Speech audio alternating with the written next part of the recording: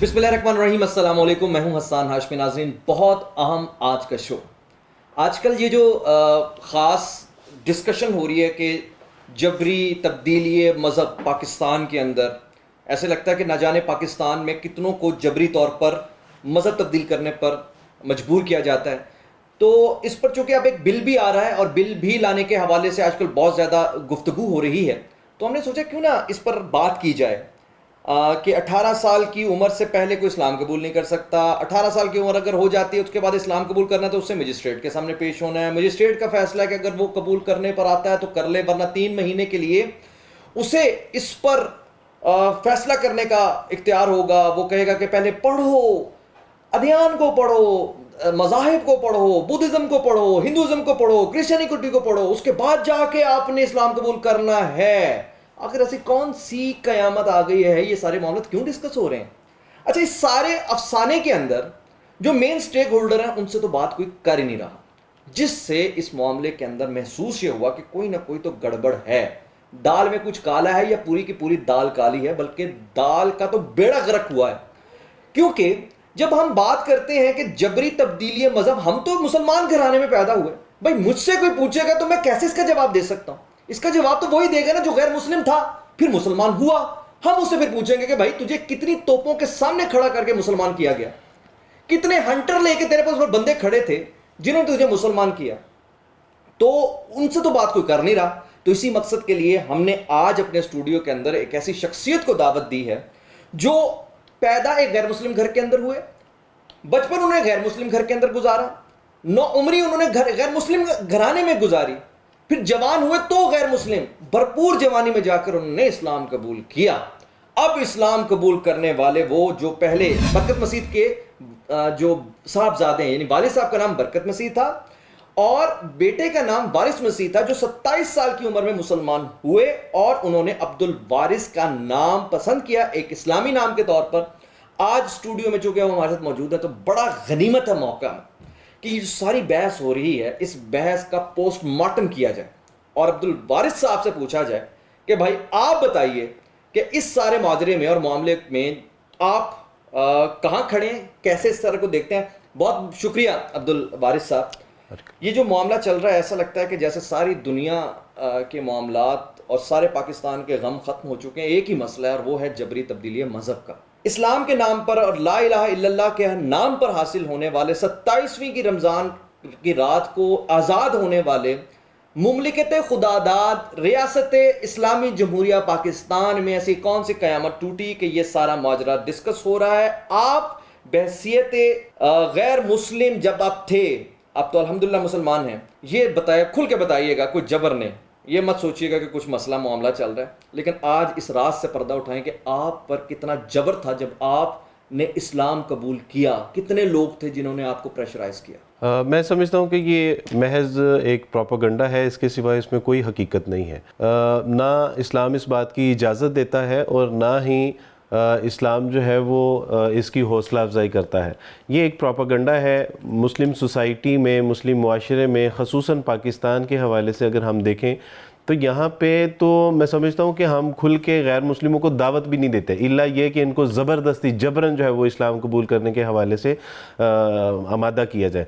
تو یہاں تو کھل کے ہم دعوت بھی نہیں دیتے، اور جو لوگ دعوت دیتے ہیں وہ بھی بیچارے بڑے سہمے ہوتے ہیں کہ پتہ نہیں کل کو کیا ہو، اگر اسلام قبول کرنے کے بعد کورٹ کچہری کا اگر کوئی معاملہ ہو جائے، مشنری یا کرسچن کمیونٹی اگر کوئی دعویٰ بول دے تو وہ تو خود ان سے ڈر رہے ہوتے ہیں۔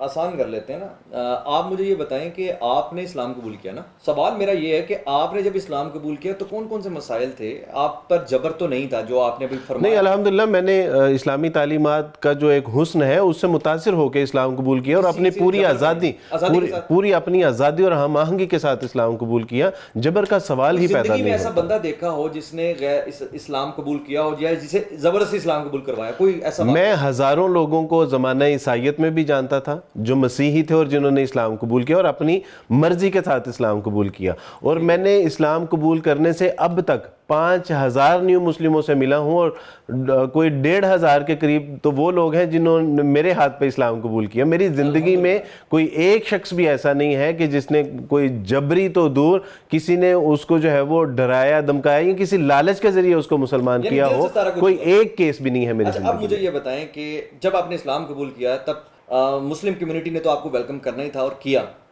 آپ کا سب سے بڑا ریئیکشن, سب سے بڑا مسئلہ کیا ہوا جب آپ نے اسلام قبول کیا؟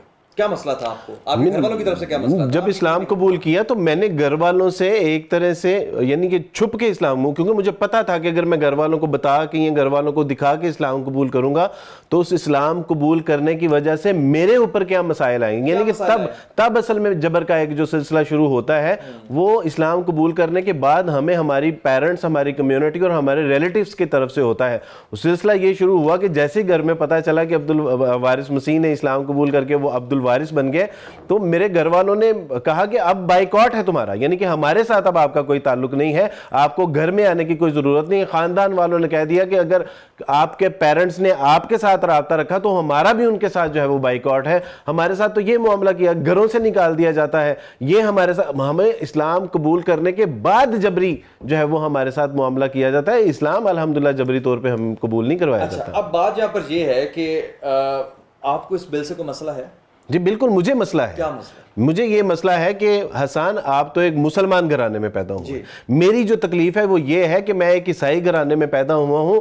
میرے ماں باپ, بہن بھائی, رشتہ دار, میرا خاندان, میری پوری کمیونٹی عیسائی ہے, اور اگر وہ دوزخ کی آگ کی طرف جا رہی ہے تو دس از مائی رسپانسبلٹی کہ میں ان کو بتاؤں, میں ان کو سمجھاؤں, میں ان کو دکھاؤں کہ حقیقت کیا ہے, سچ کیا ہے, نجات کا راستہ کون سا ہے. اور مجھے پتا ہے کہ اگر میں ان کو دعوت دوں گا, میں ان کو سچائی دکھاؤں گا, اگر میں ان کو صراط مستقیم کا بتاؤں گا, تو اگر وہ آنا بھی چاہیں تو کیا یہ کورٹ کچہری ہمیں افورڈ کر پائے گی؟ یہاں تو جو ہے وہ قتل و غارت کے, عزت دری کے, عظمت دری کے اور دیگر جو ہے وہ کیسز لاکھوں کی تعداد میں پڑے ہیں کہ جن کی باریاں جو ہے وہ 10-10, 20-20 سال بعد آتی ہیں. تو کیا وہ اسلام قبول کرنے کے حوالے سے ہماری کمیونٹی کو فیسیلیٹیٹ کریں گے؟ اگر ان کو 90 دن کے لیے کہہ دیا جاتا ہے کہ آپ جو ہے وہ دیگر تقابل ادیان کا مطالعہ کریں, تو جب ان کے والدین کو پتا چلے گا تو کیا ان کے والدین ان کی جان چھوڑیں گے؟ ان کے لیے تو مسائل اور مصائب کا ایک گڑھا ہے جو ہم یعنی کہ اس بل کے ذریعے جو کھودنا چاہ رہے ہیں. یہ ایک ایسا آگ کا جو ہے وہ الاؤ تیار کیا جا رہا ہے کہ جس میں آخرت میں تو انہوں نے گرنا ہی ہے, ہم دنیا میں بھی ان کو گرا رہے ہیں. مطلب یہ ہوا کہ آپ کے لیے جو سب سے بڑا مسئلہ ہے وہ یہ ہے کہ آپ کے بہت سارے ایسے رشتہ دار جو بھی 18 سال سے کم عمر کے ہیں یا 18 سال کے ہیں, اگر وہ اسلام قبول کرنے پہ آتے تو ان رکاوٹوں سے گزر کر اسلام قبول نہیں کر پائیں گے اور وہ جہنم کی آگ میں جائیں گے. ہماری اسٹیٹ کہتی ہے کہ ہم اس کو کنسیڈر ہی نہیں کریں گے کہ وہ مسلمان ہے, اور اگر کسی نے اس کو اسلام قبول کروایا اور اسلام قبول کروانے کے بعد جو جو اس میں شامل ہوگا, جس نے دعوت دی ہے, جس نے اس کو اسلام قبول کروایا, جس نے اس کو سرٹیفکیٹ جاری کیا ہے, اس کو 5 سال سے لے کے 10 سال تک کی سزا ہوگی, اور ان کو 1 لاکھ سے لے کے 2 لاکھ جرمانہ بھی کیا جا سکتا ہے. اچھا مجھے اب یہ بتائیں, عبد الوارث صاحب 18 سال سے کم عمر, یہ لوگ کہتے ہیں, بل یہ کہتا ہے یا دنیا میں یہ کہتے ہیں کہ جی 18 سال سے پہلے کوئی جوان نہیں ہوتا, باشعور نہیں ہوتا, اس لحاظ سے ایسا فیصلہ ہونا نہیں چاہیے تھا یا ہونا نہیں چاہیے. تو جب تک مکمل طور پر ایک 18 سال کی عمر تک نہیں پہنچا تھا تب تک اسے اچھے اور برے کا فیصلہ کرنے کا حق نہیں ہونا چاہیے. یہ کون ڈیسائیڈ کرے گا؟ یہ کون آپ بالکل اس کو ہم سائنٹیفک پوائنٹ آف ویو سے دیکھتے ہیں. ہم جو ینگسٹ جو پی ایچ ڈی ڈاکٹر ہے دنیا میں وہ 13 سال کا ہے. نہ صرف آپ نے اس کو یہ جو ہے وہ اتھارٹی دی کہ آپ کا تھیسس بالکل ٹھیک ہے, آپ کی تھیری بالکل ٹھیک ہے, بلکہ آپ نے اس کو یہ بھی پرمیشن دی کہ اب آپ دنیا کو جا کے لیڈ کر سکتے ہیں.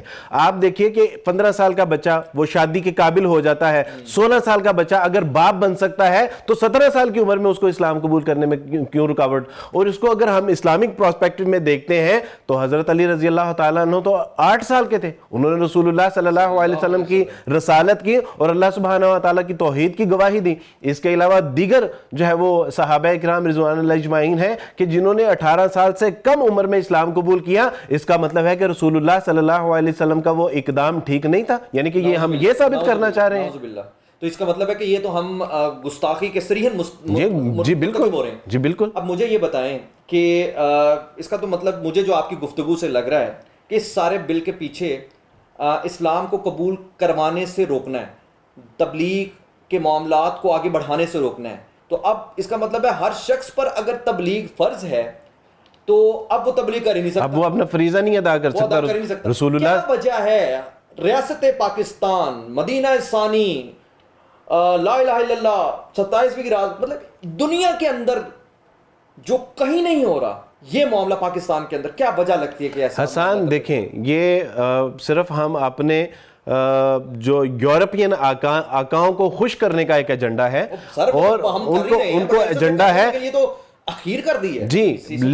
لیکن آپ ایک بات یاد رکھیے کہ اللہ کے رسول صلی اللہ علیہ وسلم پہ جو قرآن نازل ہوا ہے اس میں اللہ کے رسول کو مخاطب کر کے کہا گیا کہ اللہ کے رسول اگر آپ ان کو آپ راضی کر ہی نہیں سکتے یہاں تک کہ آپ ان کے مذہب کی اتباع شروع کر دیں, یہاں تک اللہ سبحانہ و تعالیٰ نے قرآن مجید میں ہمیں بتا دیا, اور یہ ہمارے خیر وہاں ہو ہی نہیں سکتے. اور جہاں تک بات ہے کہ ہم جو ہے وہ عالمی حقوق انسانی کی جو عالمی تناظیم ہے ان کی طرف سے یہ بل, اور اقلیتوں کی طرف سے یہ جو بل آیا ہے, اگر ان کو بھی ہم راضی کرنے کی کوشش کر رہے ہیں تو اگر وہ انسانی حقوق کی بات کرتے ہیں تو ایک شخص جو 18 سال سے کم عمر ہے کیا اس کے کوئی حقوق نہیں ہے؟ اگر وہ اللہ سبحانہ و تعالیٰ کی وحدانیت کو پہچان چکا ہے, اگر وہ رسول اللہ صلی اللہ علیہ وسلم کو خاتم النبی مان چکا ہے, تو اگر اس کی مرضی کے مطابق اس کو فیصلہ نہیں کرنے دیا جا رہا تو کیا یہ انسانی حقوق کی پامالی نہیں ہے؟ آپ خود اس پہ جو ہے وہ بات یہ عبدالوارث صاحب جو بڑی امپورٹنٹ بات ہے, 18 سال کی عمر آپ کی ہو گئی, 18 سال کی عمر میں آپ مجسٹریٹ کے سامنے پیش ہو گئے, مجسٹریٹ نے کہا کہ جناب 90 دن تک آپ بائبل پڑھیں, آپ بدھزم کا پڑھیں, آپ گیتا پڑھیں, آپ یہ پڑھیں وہ پڑھیں. اسلام کہتا ہے کہ دین مکمل ہو گیا اور اللہ تعالیٰ نے ہمارے لیے دین اسلام کو پسند فرمایا. آپ کو لگتا ہے کہ دین محمدی صلی اللہ علیہ وسلم کے آنے کے بعد, شریعت آپ کے پاس ہونے کے بعد, قرآن آپ کے پاس ہونے کے بعد, صحیح احادیث ہونے کے بعد, آپ کو اس طرح کی چوائس کی اسلام اجازت دیتا ہے؟ حسان, اس میں ایک روایت ہے اور ایمان والوں کو ہلا دینے والی وہ روایت ہے. ایک بار عمر فاروق رضی اللہ تعالیٰ عنہ تورات کے کچھ صحائف کا مطالعہ کر رہے تھے رسول اللہ صلی اللہ علیہ وسلم کی موجودگی میں, اور رسول اللہ صلی اللہ علیہ وسلم کا چہرہ غصے سے سرخ ہو گیا اور کہا کہ عمر, تم یہ جو تورات کے صحائف پڑھ رہے ہو, اب اگر موسیٰ علیہ السلام بھی آ جاتے تو ان کو بھی میری اطاعت اور اتباع کرنی پڑے گی, جبکہ تم میرے سے پہلے انبیاء علیہ السلام کی شریعت کو پڑھ رہے ہو, تمہیں یہ زیب نہیں دیتا.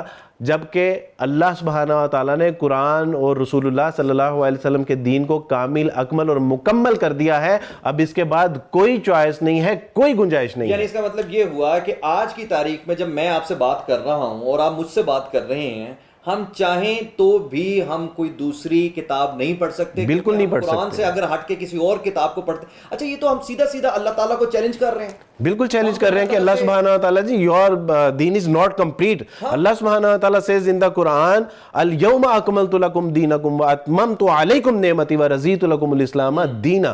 اب اس کے بعد آپ کے پاس کوئی چوائس رہ جاتی ہے, اور اس میں ایک اور فالٹ ہے حسان, وہ یہ کہ 7 دن کا یہ وقت دے رہے ہیں. اگر آپ تصور کیجئے کہ اگر ایپلیکیشن دینے کے بعد کوئی 7 دن انتظار کرتا ہے تو اس 7 دنوں کے دوران اگر اس کو جو ہے وہ موت واقع ہو جاتی ہے تو اس کی ذمہ دار کیا اسٹیٹ ہوگی, کیا مجسٹریٹ ہوگا, کیا جج ہوگا, یا ہماری حکومتیں جو ہے وہ ریاست پاکستان ہوگی؟ اس پہ ذمہ دار کون ہوگا؟ اس طرح کا معاملہ ہوتا ہے, آپ کے گھر والے آپ کو ایموشنل بلیک میل کر سکتے ہیں, آپ کی جان کو خطرہ کرتے ہیں, بالکل کرتے ہیں.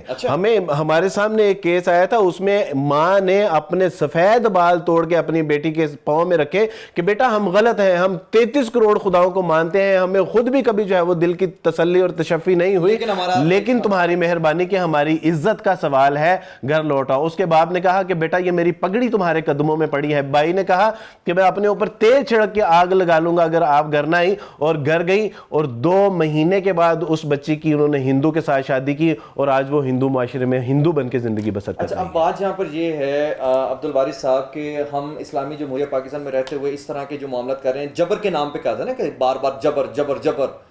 پاکستان کے اندر تو الحمدللہ اقلیتیں بھی غیر محفوظ نہیں ہیں. اب جس ملک کے اندر ہم ہمسائے کی بات کریں تو وہاں تو روزانہ مسجدوں کو شہید کیا جاتا ہے, روزانہ ہی سارا کچھ ہے, وہاں تو اس قسم کے معاملات نہیں ہیں. آج ہم ایٹ لیسٹ اس نتیجے پہ تک پہنچ سکتے ہیں نا کہ ہمیں عیسائیت سے خطرہ نہیں ہے, ہمیں ہندوازم سے خطرہ نہیں ہے, ہمیں خود ان منافق مسلمانوں سے خطرہ ہے. اب بات یہاں پر یہ ہے کہ اسلام جبر سے پھیلا.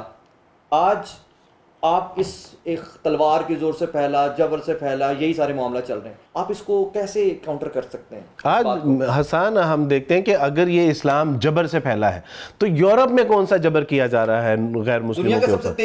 آپ دیکھیں ہندوستان جو اتنا اپنے اب تو وہ جو ہے وہ فنڈامنٹل ہوتا جا رہا ہے, یعنی ہندوازم کے حوالے سے بھی وہاں پہ آج بھی لوگ اسلام قبول کر رہے ہیں. کہ آپ سمجھتے ہیں کہ وہاں کسی ہندو کے اوپر جو ہے وہ کوئی جبر کیا جا رہا ہے؟ یہ محض ایک پروپیگنڈا ہے جس میں ہمیں جو ہے وہ. اور پھر دوسری بات یہ ہے کہ اس میں آپ کو جو ویوز لیے جاتے ہیں یا تو وہ اقلیتی جماعتوں کے ممبران کے ہوتے ہیں یا اقلیتی مذہبی جماعتوں کے مذہبی رہنماؤں کے ہوتے ہیں, والدین کے ہوتے ہیں, جو اسلام قبول کرنے والے جن کو یہ وکٹمائز شو کرتے ہیں, کبھی ان کا بھی تو انٹرویو لیں, کیا وہ کبھی سامنے آئے؟ تو ہم اس بات کا, میں آپ سے برملا اس بات کا اظہار کر رہا ہوں کہ اگر مجھے جبرن اسلام قبول کروایا ہوتا, یا میں 5000 نیو مسلموں کو جانتا ہوں, اس میں اگر کسی ایک نے بھی جبرن اسلام قبول کیا ہوتا تو سب سے پہلا اس کا جو ہے وہ اس کے لیے سٹینڈ میں لیتا, کیونکہ میں جانتا ہوں کہ اسلام کی یہ تعلیمات ہے لا اکراہ فی الدین, کہ دین میں کسی طرح کا کوئی جبر نہیں ہے. وہ بھی ہم سے بھی تو پوچھو, ہمارا بھی تو پوائنٹ آف ویو لیجئے, ہمارے گھر والوں کے, ہمارے مذہبی رہنماؤں کے, ہمارے اقلیتی ممبران کی جو ہے وہ باتیں سن کے لوگ جو ہے وہ اس بات میں آ جاتے ہیں کہ شاید پاکستانی معاشرے میں جو ہے وہ جبرن اسلام قبول کروایا جا رہا ہے. بات یہاں پر یہ ہے کہ یہ تو سارا کچھ ہو رہا ہے, لیکن مجھے یہ بتائیں کہ ہم اس بدترین حالت میں, جب کہ ہم اسلام پر عمل نہیں کرتے, ہم سود کے کاروبار میں اللہ اور اس کے رسول صلی اللہ علیہ وسلم کے ساتھ جنگ بھی کر رہے ہیں, ہم بدترین مسلمان ہیں, ہم عمل سے عاری مسلمان ہیں, یعنی اتنے برے حالوں کے باوجود یہ کام جو اس وقت اس بل کے ذریعے اس پر نافذ کیا جا رہا ہے, وہ بدترین زانی, شرابی, کبابی اور اس قسم کا جو مسلمان ہے وہ بھی تصور نہیں کر سکتا. بالکل صحیح بات ہے. یہ وہ چیز ہے جو کہ ایک بے عمل مسلمان بھی تصور نہیں کر سکتا. بلکہ آپ اس کو صرف اپنی حد تک نہ لیجئے, آپ دیکھیں کہ اگر یہ واقعی انسانی حقوق کے تحفظ کے حوالے سے ہوتا تو انڈیا اس کو نافذ نہ کرتا, یورپین کنٹریز کو جو ہے وہ نافذ نہ کرتی. دنیا میں کسی کونے میں یہ قانون نہیں ہے. تو پاکستان کے جو علماء کرام ہیں, آپ کو لگتا ہے کہ اس بات کا ہونا ہی ایک جرم ہے؟ بالکل صحیح بات ہے. آپ دیکھیں, آپ اس بات کو دیکھیے کہ دستور پاکستان کی آرٹیکل 227 میں یہ بات واضح طور پہ لکھی ہے کہ پاکستان کا آئین, پاکستان کا قانون کوئی ایسا جو ہے وہ نہیں بنے گا جو قرآن و سنت کے خلاف ہوگا. یہ میں سمجھتا ہوں کہ یہ بل کا پیش کرنا ہی, نظریاتی کونسل میں جانا ہی, جس طرح آپ حسان بتا رہے ہیں کہ یہ ایک جرم ہے, بالکل اس پہ ایکشن لینا چاہیے. کہ ہاؤ از دس پاسبل کہ جو ہے وہ اسلامی ریاست میں اس طرح کے بل پیش کیے جا رہے ہیں؟ یہ والا بل تو ایسا ہی ہے جیسے آپ ختم نبوت صلی اللہ علیہ وسلم کے حوالے سے کوئی دلیل مانگے. جی بالکل صحیح بات ہے. ٹھیک ہے نا, اگر کوئی بندہ یہ کہے کہ بھائی میں آپ کو دلیل کے ساتھ ثابت کرتا ہوں کہ نبی صلی اللہ علیہ وسلم آخری نبی ہیں, تو یہ بھی جرم ہے. جی بالکل ٹھیک ہے, کیونکہ اس اب دلیل نہیں ہے, ہمارا ایمان ہے. تو اس پوائنٹ آف ویو سے جہاں اس معاملے پر ہم یہ سوچتے ہیں, اس طرح کا بل آنا بھی جو پوری دنیا کے اندر, بالکل صحیح بات ہے, یہ ہماری جگہ صحیح ہوتی ہے. اس سے صحیح نہیں سر, میں آپ کو ذاتی سی بات بتاؤں, جو آپ نے بھی عرض کیا نا کہ اگر یہ ہوتا تو سب سے پہلے تو آپ کے یورپ کے اندر آتا سب سے, کیونکہ وہاں سب سے زیادہ پریشانی ہے نا کہ دین پھیلی جا رہا ہے. جی بالکل صحیح, پریشان ہیں وہ لوگ, بہت پریشان ہیں. اور ہندوستان کے اندر جہاں ڈاکٹر ذاکر نائک جیسے لوگ ہیں اور وہاں روز مسلمان ہو رہے ہیں ہندو, تو ہم پاکستان کے اندر اس سازش کو اب تو مجھے آپ کی گفتگو سے یہ لگ رہا ہے کہ یہ مسئلہ کہیں اور ہے, اب یہ سازش ہے. حسان اس میں ایک اور بات ہے, وہ یہ کہ اگر کوئی شخص 90 دن کا تقابلی مطالعہ کرتا ہے اور اس کا ذہن منتشر ہو جاتا ہے اور وہ اپنے مذہبی رہنماؤں کی باتوں میں آ جاتا ہے یا وہ اپنا ارادہ چینج کرتا ہے, تو اس میں جن لوگوں نے اس کو دعوت دی ہوگی, جو لوگ اس کی دعوت میں انوالو ہوں گے, ان کے اوپر بھی کڑی سزائیں اور جو ہے وہ جرمانے کیے جائیں گے. آپ اب تصور کیجئے کہ رسول اللہ صلی اللہ علیہ وسلم کے دور میں جن لوگوں نے کم عمری میں اسلام قبول کیا, یا جن لوگوں کو اللہ کے رسولوں نے جو ہے وہ دعوت دی ہوگی, تو اس تناظر میں اگر ہم دیکھیں تو کیا یہ ہم رسولوں کے اوپر جو ہے وہ ایک غیر محسوس طریقے سے جو ہے وہ حملہ نہیں کر رہے, ہم ان کی تعلیمات کو غلط قرار نہیں دے رہے؟ میں عبد الوارث صاحب فائنل کومنٹ آپ کو یہ چاہوں گا, اب اس بل کے حوالے سے یہ بتائیے, اپنی اس کمیونٹی کو سامنے رکھتے ہوئے, اپنے اس ایکسپیرینس کو سامنے رکھتے ہوئے, اور خاص طور پر ان لوگوں کو سامنے رکھتے ہوئے جو آپ جانتے ہیں لیکن میرا نہیں خیال کہ اب نام آگے لے کر آئیں گے, جو اسلام قبول کرنا چاہتے ہیں, آپ سے کسی نے ایسا رابطہ کیا جو اس بحث کو سننے کے بعد اپنی بے بسی یا اپنے جذبات آپ سے شیئر کر رہا ہے؟ کوئی ایسے بندے ہیں؟ جی بالکل حسان، ابھی حال ہی میں ایک فیملی نے اسلام قبول کیا، اور اس فیملی کو جب میں نے اس بل کے بارے میں بتایا تو اس بل کے حوالے سے اس فیملی نے مجھے کہا کہ آپ ہمیں تو فوراً اسلام قبول کروائیں، کیونکہ ان کے 3 بچے تھے جو انڈر ایج تھے. انڈر ایج سے مراد کہ وہ 18 سال سے کم تھے. تو انہوں نے کہا کہ اگر یہ بل منظور ہو گیا تو ہمارے بچوں کا کیا ہوگا؟ یعنی ہم تو اسلام قبول کر لیں گے اور ہمارے بچے یوں ہی عیسائی رہیں گے، تو ہم نہ ادھر کے رہے نہ ادھر کے رہے. تو بالکل اس طرح کے بہت زیادہ جو ہے وہ نیو مسلم کو کنسرن بھی ہیں، ان کو خدشات بھی ہیں، اور ان کے لیے مشکلات بھی ہیں. اور اس مشکلات کو، اس آگ کا گڑا اور دوزخ کا ایندھن تیار کرنے کے لیے ہم مسلمان خود جو ہے وہ اس میں کردار ادا کر رہے ہیں. میں عبدالوارث صاحب آپ کا شکریہ ادا کرنا چاہوں گا، اور میں جاتے ہوئے صرف ایک بات کرنا چاہوں گا. ایک بات ذہن میں رکھیے گا، جو لوگ یہ سمجھتے ہیں کہ دین اسلام کی حفاظت کے لیے یا دین اسلام کو نقصان پہنچانے کے لیے وہ بڑا کچھ کر سکتے ہیں، تو ایسا کچھ نہیں ہے. ہماری نہ نقصان پہنچانے کی اوقات ہے، نہ ہماری اس کی حفاظت کرنے کی اوقات ہے. ہاں، ہم حفاظت کے نام پر، ہم ناموس کے نام پر کل اللہ کے حضور حاضر ہونے سے پہلے اپنے آپ کو ایک صحیح کر رہے ہیں کہ اللہ تعالیٰ قبول کر لے. لیکن اس بل کے حوالے سے اگر ایک لمحے کے لیے آپ سوچیں تو روح کانپ جاتی ہے. اللہ تعالیٰ کو آپ کی ضرورت نہیں ہے، اللہ تعالیٰ کو ہماری ضرورت نہیں ہے. وہ کافی ہے اپنے دین اور اپنے نبی صلی اللہ علیہ وسلم کی ناموس کی حفاظت کے لیے. یہاں پر امپورٹنٹ بات یہ ہے کہ آپ ultimate power of the universe Allah تعالیٰ سے پنگا لے رہے ہیں. آپ کی کوئی اوقات نہیں. ہم تب تک انمول ہیں جب تک نبی کریم صلی اللہ علیہ وسلم اور اللہ کی غلامی میں ہیں. جب ہم اس غلامی سے نکلیں گے ہم گندی نالی کے کیڑے ہیں. خدا کے لیے اس بات کو، اس پروگرام کو اور اس بل کے خلاف اپنے دینی فریضہ سمجھتے ہوئے اپنی آواز کو بلند کیجئے. کل اللہ کو یہ کہنے کے ایٹ لیسٹ قابل ضرور ہو جائیں گے کہ یا اللہ، جب یہ کام ہو رہا تھا تو ہم نے اپنے طور پر جتنا کر سکتے تھے ہم نے کوشش کی. حسان ہاشمی کو اجازت دیجیے. اللہ حافظ.